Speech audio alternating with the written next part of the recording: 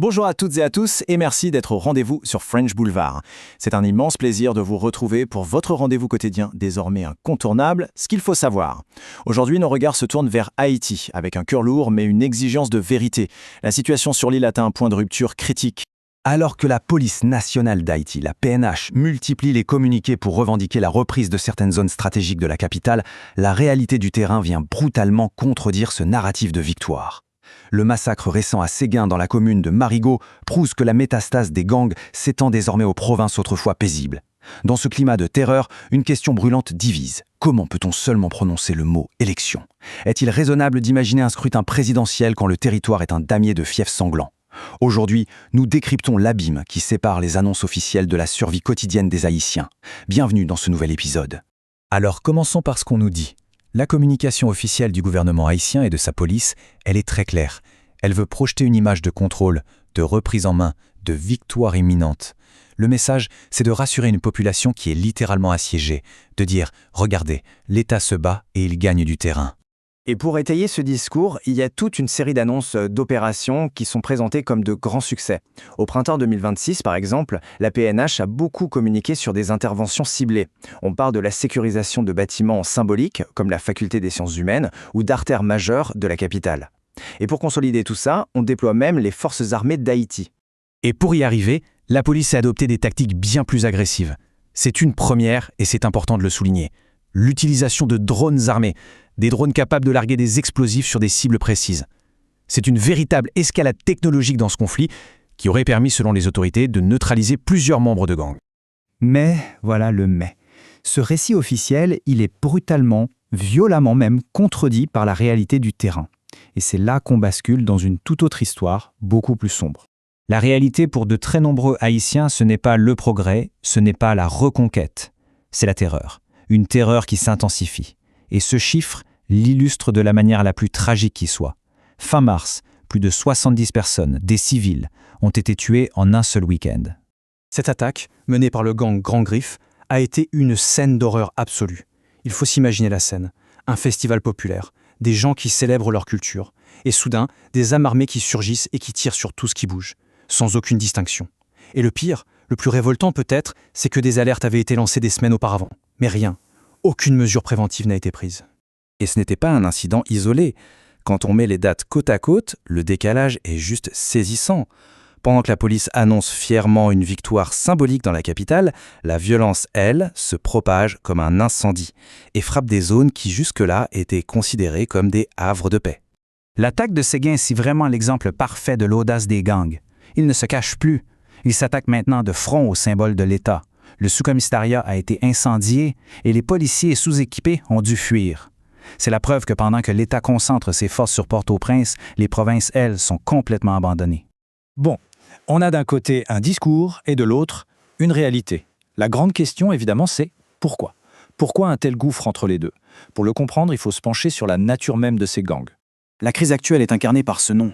Vivre ensemble. Vivre ensemble. Quelle ironie. C'est le nom d'une coalition surpuissante de gangs. Et ce qui est totalement inédit, c'est que cette alliance a réussi à unifier des groupes qui, avant, étaient des rivaux mortels. C'est cette coordination qui leur donne une force de frappe sans précédent contre l'État. Et ça, c'est un point crucial. On ne parle plus des gangs à l'ancienne. Leur structure, leurs ambitions, tout a changé. Avant, c'était des simples hommes de main au service des élites.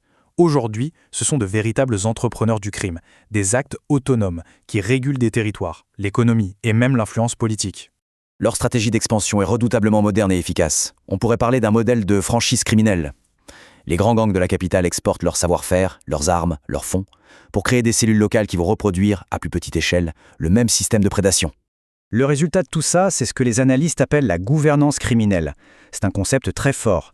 Ça veut dire que dans ces zones, l'État a tout simplement été remplacé.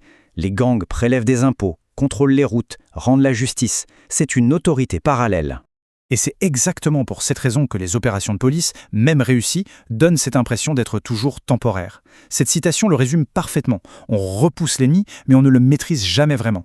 Dès que les forces de l'ordre partent, les gangs reviennent. Toute cette analyse sur ce chaos grandissant nous amène logiquement à la dernière partie et peut-être la question la plus brûlante, celle des élections. Avec le mandat du Conseil présidentiel de transition qui doit s'achever en février 2026, la communauté internationale pousse pour organiser des élections. Mais la question est fondamentale, presque brutale de simplicité. Comment peut-on sérieusement organiser un vote libre quand le territoire lui-même n'est pas libre ? Pour qu'une élection soit crédible, il y a des prérequis, des conditions de base. Et quand on les compare avec la réalité en Haïti aujourd'hui, le constat est sans appel. Le contrôle du territoire par l'État, inexistant dans de larges zones. La sécurité des citoyens, nulle part. L'identification même des électeurs est un problème. Tout fait défaut. Et si on regarde les chiffres, c'est encore plus concret. Plus de la moitié des électeurs inscrits du pays vivent dans les 2 départements qui sont les épicentres de la violence, l'Ouest et l'Artibonite. C'est un défi logistique qui paraît tout simplement insurmontable. Comment ces millions de personnes pourraient-elles voter librement et en sécurité ? Le risque, si on s'entête à organiser des élections dans ces conditions, est énorme. On pourrait voir les gangs se transformer en courtiers en vote, en faiseurs de rois. On donnerait un vernis de légitimité démocratique à un État gangréné par le crime. En fait, on risquerait de renforcer le système même qu'on prétend vouloir changer. Cela nous amène à cette idée cruciale, formulée par des experts en gouvernance et qui est pleine de bon sens.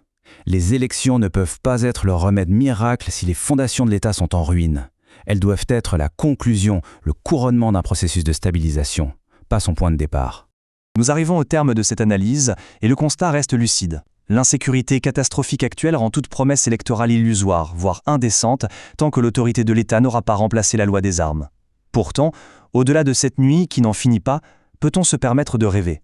Si l'on s'autorise une part de fiction, qui nous l'espérons deviendra demain une réalité, on entrevoit une Haïti réconciliée. Une perle des Antilles qui ne ferait plus la une pour ses deuils, mais pour son incroyable vivier de talents humains, ses paysages à couper le souffle, et un potentiel économique et touristique qui ne demande qu'une stabilité politique réelle pour éclore. Ce rêve n'est pas une utopie, c'est un projet de justice. Le peuple haïtien a prouvé, à travers les siècles, une résilience qui force l'admiration.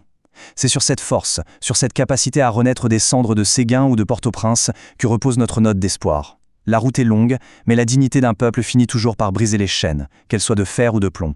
Merci infiniment à vous, auditeurs de French Boulevard, pour votre fidélité et votre présence chaque jour plus nombreuse à ce qu'il faut savoir. Votre soutien est notre moteur. Prenez soin de vous, restez informés et à demain pour un nouveau décryptage.